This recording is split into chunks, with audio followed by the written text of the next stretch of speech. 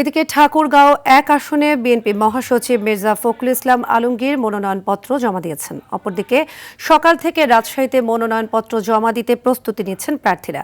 রাজশাহীর ৬টি আসনে মোট ৫৬ জন মনোনয়নপত্র সংগ্রহ করেছেন। গতকাল রোববার বিকেল পর্যন্ত মনোনয়নপত্র জমা দিয়েছেন রাজশাহী ১ আসনের বিএনপি মনোনীত প্রার্থী অবসরপ্রাপ্ত মেজর জেনারেল শরীফ উদ্দিন।